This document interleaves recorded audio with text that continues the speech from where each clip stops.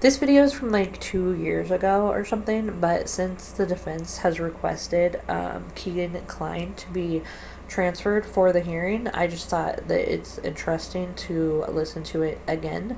So, and Aspen and Farmer are just fabulous to listen. I could listen to them talk like forever.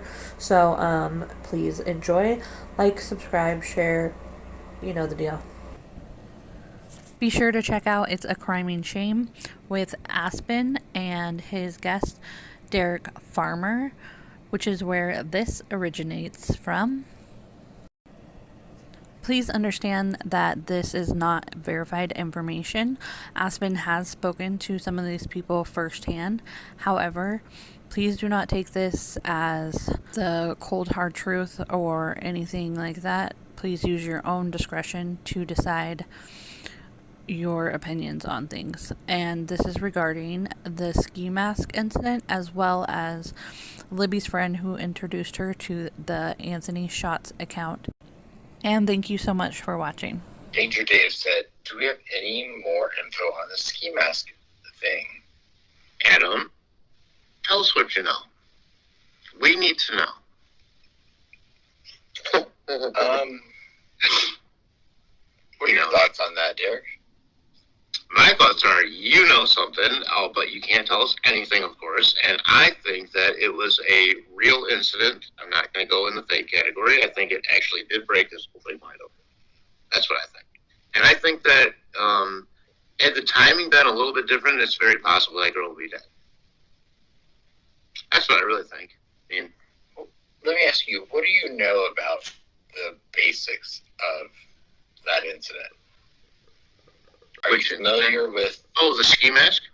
Yeah, are you familiar with what the general knowledge of it is. The girl comes home, is that, okay, first of all, that's where Libby had the kind of slumber party, whatever, like the week before, right, Adam? And then was introduced to that profile, yada, yada.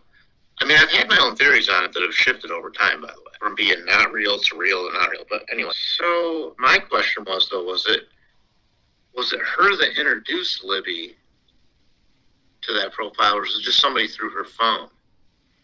Like someone that needed her to meet him.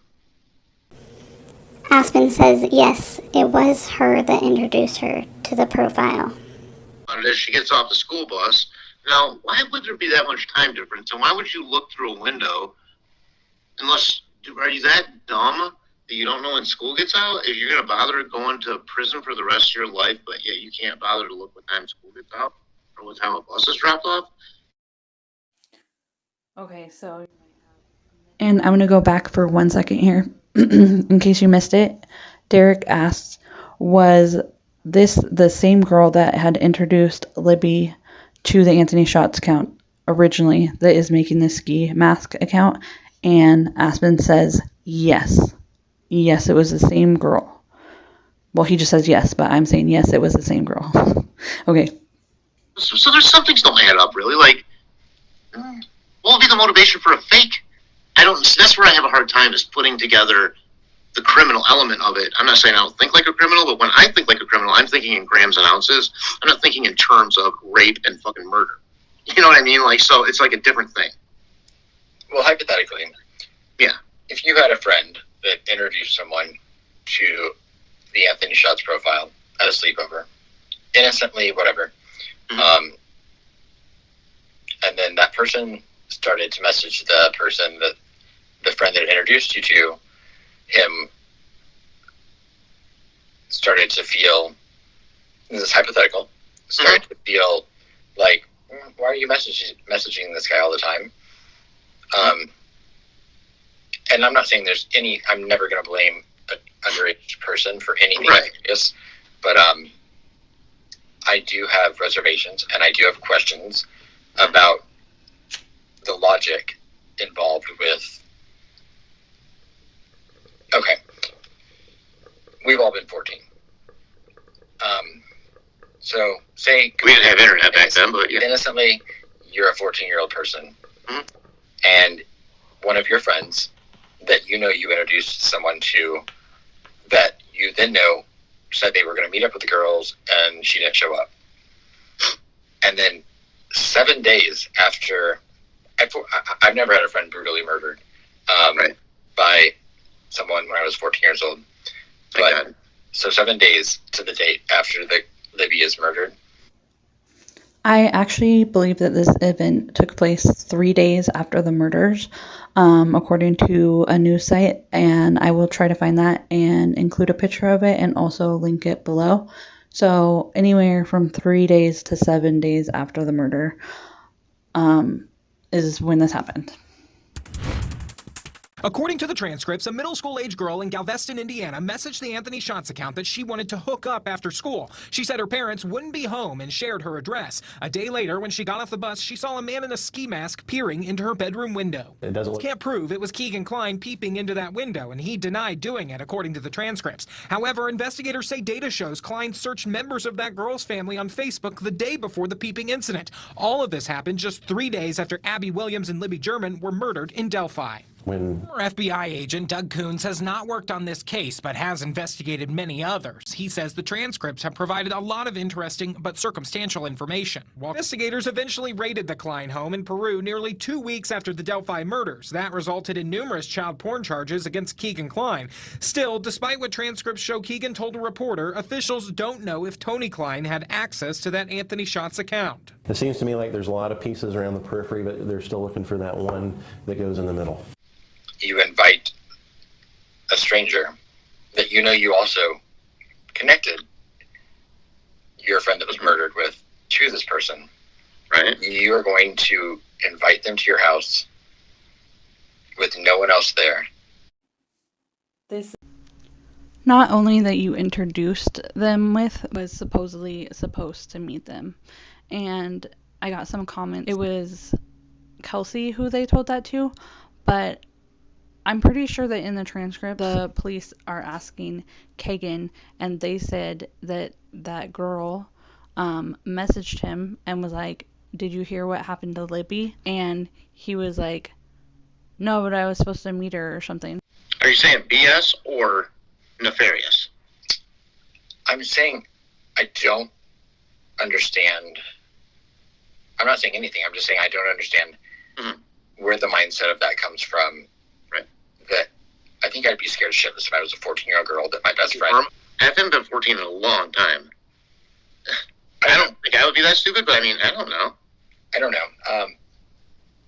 It's a hard thing. I'm not gonna go into that realm of anything, accusing a 14-year-old of anything. It is curious though. I don't know. It's tragic if she's a victim. Mm-hmm. It doesn't make sense to me. It never has to me.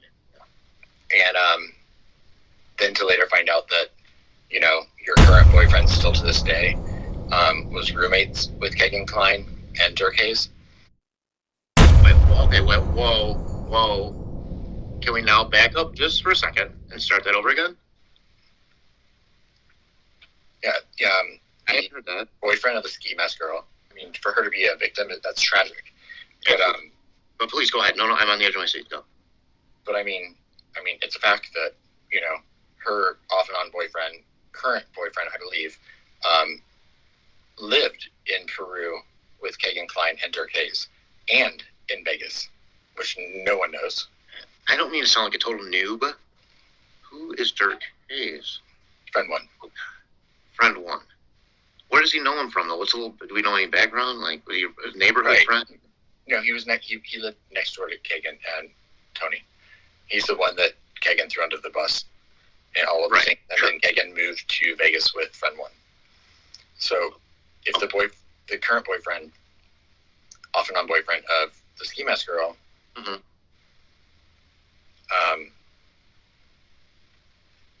is in a romantic relationship with Kegan Kline's roommate. It is curious. You know, we're not flies on the wall, obviously, but there's something funny there. When like Sleuth did one a long time ago about a Mean Teens theory that sort of covered some of that. Yeah, and I hadn't thought of like, first of all, there are so many possible theories, but that's one of the more plausible ones.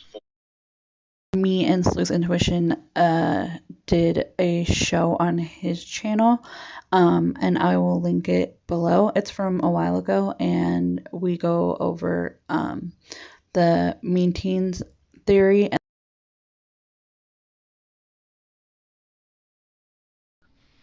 Right. Alexis said, did he know KK before becoming? Yes, he did. Good question. Yeah, this was someone that grew up. His name is Cameron. And like I said, I'm not blaming or accusing anyone or anything. I find it just very interesting. And when I approached this person and I asked them, at what point were these connections all made and brought to light? You know, because I'm assuming there's innocence on everyone's part. I always try to look at the best of people, and and That's again, right. I'm never going to go after a 14-year-old girl and think she's nefarious or lying about anything. But when I look at the totality of the situation, Let's improve it. It doesn't make, none of it makes sense to me. I know. And you know what? You have been saying that, by the way, and you've been saying it longer than me, but I did say right away that to me it stands out because either she introduced that Anthony shots knowing that it was going to be bad for them, and maybe not in whatever way it turned out, knowing that maybe that there were other things involved with drop boxes and so forth like that, and that's speculation on my part.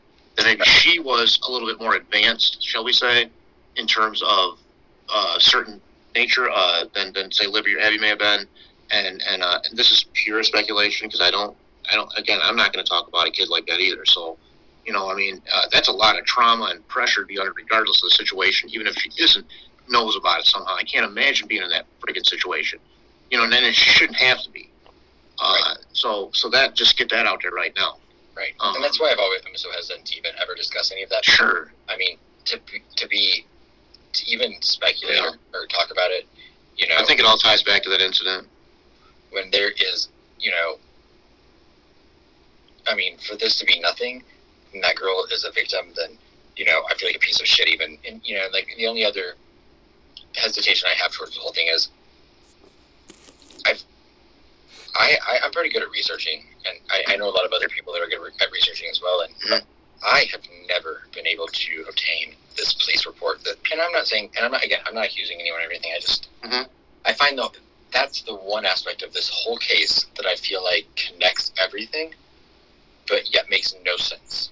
Wait, Alexa's asking something. Did he know KK before becoming best friends to the ski mask girl, or boyfriends, I should say? Yes. That's major. So, yeah, Adam's saying yes. He's the authority on this, not me. No, he did. He did. I know that for certain. And she knew him, and he had, a lot of people have a misconception that this was a sister of Kegan's classmate, and that they were sisters, and the people that Kegan Bloke talked to was her sister. It's not. It's someone that had custody of this girl at the time. It makes it much more complicated. But, and that family itself has had some issues, but then that's fine. Every family has issues. But no judgment. There's so many things about that part of the story that don't make sense. Down to the fact that Becky and Patty told me they're not aware of this girl, and that Libby and her were friends. Yet I have pictures of them in a car together and pictures of them together, and I'm like, Boy. But anyway, I don't want to focus on that too much. It's just no, you're right because that could be so speculative that it wouldn't do any good. But the fact of the matter is, there are anomalies there, regardless of what they are, and it's worth keeping an eye on. Right. And when I came across, and when I recently found out about the information about the boyfriend being roommates, because I've talked to friend one extensively, and he never told me about that. And even when I brought up that girl's name to him, he said he didn't know who she was. Right. I know that now to be untrue. Wow. That's revelatory, possibly. I hate to, I don't want to over-dramatize, but that's... Right. It's a very sensitive thing, because it's one of those things where you're like, I mean, this poor girl has been through hell, I'm sure, regardless. And, that's one reason I've reached out to her, and she's not ever been responsive to me, but, and I said, I never have, and I never will put your information out there, put your name out there. Right. Definitely go and check out their channel because they really have been putting out a lot of good stuff. And I will be making some more videos, like showing some other examples of kids or teens and stuff that have a social media aspect to it, or whatever, just crimes of younger people and how sometimes those can actually be quite violent. To think about this stuff and figure out ways to keep our kids safer and keep like online things more positive, because whether they're committing suicide or they're bullying or whatever, like we got some real problems going on with our young people these days. And I think that's something that once my channel gets monetized, I think that's where I'd like to focus like my personal donations on. And so on that note, please subscribe, like, and share if you do. If you don't, that's fine too. Thanks for sticking with me till the end, and see you later.